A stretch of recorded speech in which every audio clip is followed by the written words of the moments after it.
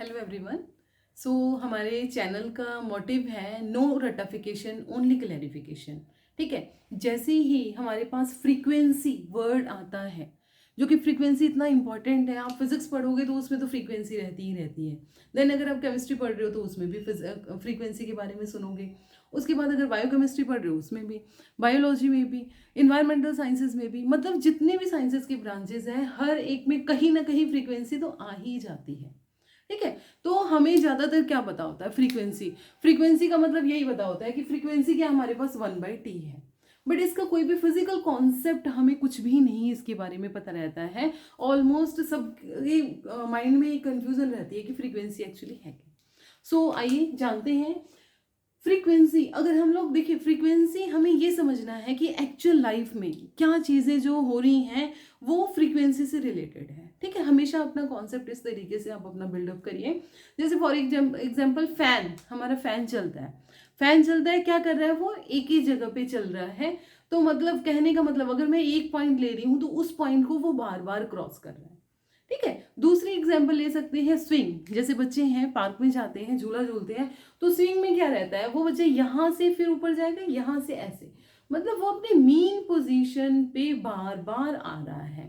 ठीक है, mean position पे वो बार बार आ रहा है, मतलब अपने एक पॉइंट पे जहाँ पे वो बार बार आए। फॉर एग्जाम्पल जैसे स्प्रिंग, आप लोगों ने देखा होगा, स्प्रिंग ऑसिलेट करती है, तो स्प्रिंग को अगर आप प्रेस कर दो तो वो क्या करेगी? वाइब्रेट करेगी इस तरीके से। ठीक है, तो जहाँ पे भी आपको इस तरीके की नेचुरल एग्जांपल्स दिख रही हैं कि रोटेशन और वाइब्रेशन और ऑसिलेशन, ठीक है, वहां पे पार्टिकल क्या करे? किसी एक मीन पॉइंट पे बार बार आए, तो वहां पे हमें फ्रीक्वेंसी फाइंड आउट करनी रहती है। ओके, सो फ्रीक्वेंसी क्या कहता है? फ्रीक्वेंसी की डेफिनेशन क्या कहती है? Frequency is defined as number of oscillation, अगर वहां पे ऑसिलेट हो रहा है। नंबर ऑफ वाइब्रेशन, जैसे स्प्रिंग में बताया है मैंने, स्प्रिंग वाइब्रेट करती है, नंबर ऑफ वाइब्रेशंस वहां पे काउंट करनी है। या फिर नंबर ऑफ रोटेशन, जैसे फैन का मैंने बताया है। व्हील, जैसे हमारे कार का व्हील है, वो क्या करता है? रोटेट कर करके आगे जाता है। ठीक है, वहां पे आरपीएम होता है। मोटर, अगर आपके पास कोई भी मोटर है, उस मोटर में आप देखें वहां पे भी रोटर होता है, वो क्या करता है? घूमता रहता है।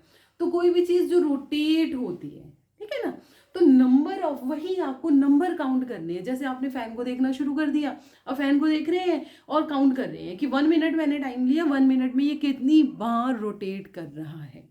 मे बी 1500 टाइम्स रोटेट करेगा।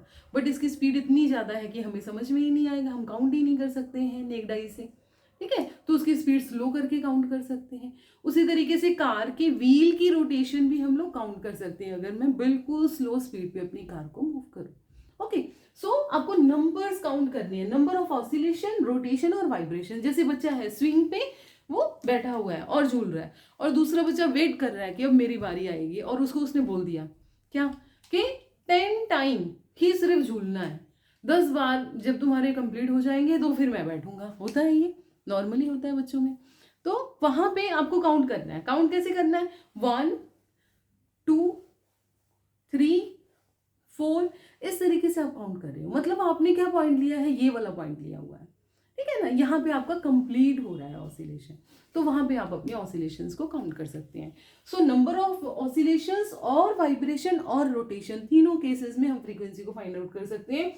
उसको डिवाइड कर देना है टाइम के साथ। ठीक है, फॉर एग्जाम्पल जैसे वो बच्चा है स्विंग पे बैठा हुआ है और दूसरा बच्चा उसको काउंट कर रहा है, तो उसने 10 बार ऑसिलेट किया है, कितने में? 1 मिनट में। ओके, सो वहां पे उसके नंबर ऑफ ऑसिलेशंस कितनी है? नंबर ऑफ ऑसिलेशन, ओके, कितना है ये? 10 टाइम्स। और टाइम कितना हुआ उसका? Time that is 60 seconds. Okay, so यहां से फ्रीक्वेंसी क्या आ जाएगी? नंबर ऑफ ऑसिलेशंस कितनी है? 10, और ये कितना है? 60, तो ये सेकेंड, तो 1/6 सेकेंड इनवर्स, और इसको क्या बोलते हैं? 1/6 हर्ट्ज भी बोल देते हैं। ठीक है ना, हर्ट्ज। ओके, हर्ट्ज इसकी यूनिट्स है। तो ये तो हमें पता चल गया कि हमें नॉर्मली हमें फ्रीक्वेंसी कैसे फाइंड आउट करनी है। बट हर जगह आपने देखा होगा कि जो फॉर्मूला है new is equal to 1/t लिखा होता है। सो 1/t कैसे लिखना है वो चीज हमें यहाँ पे जाननी है। तो t क्या है? What is t?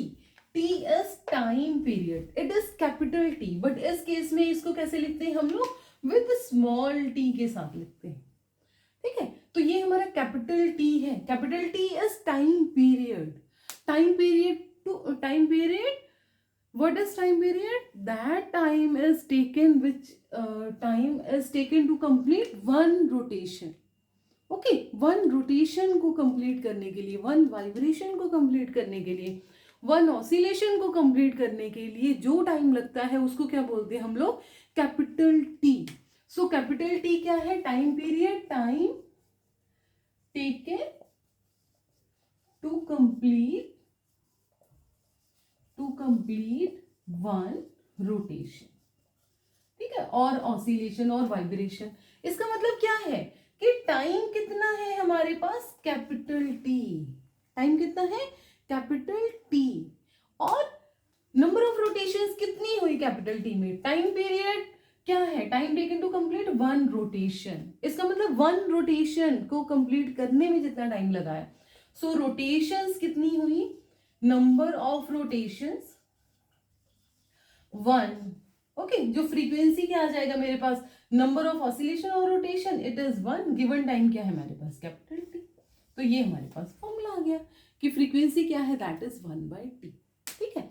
तो यहाँ पे बिल्कुल भी क्रैम नहीं करना है हमें, और ऐसे ही देखोगे अब छोटे छोटे फॉर्मूलाज हैं जो कि हम फालतू में बर्डन देते हैं अपने आप को कि उसको क्रैम करने के लिए, सीधा लर्न करने के लिए। जब आप उस चीज़ के बारे में जानोगे नहीं तो आप उसको समझोगे नहीं, तो हमें सीधा रटना पड़ेगा और वहाँ पे आपका इंटरेस्ट जो है वो कम होता जाएगा। सो हमें पता होना चाहिए कि अगर new is equal to 1/t लिख रहे हैं तो वो क्यों लिख रहे हैं, capital T is the time taken to complete one rotation और ऑसिलेशन और वाइब्रेशन।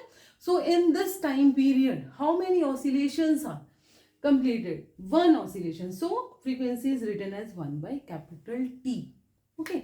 Thank you, जय हिंद, जय भारत।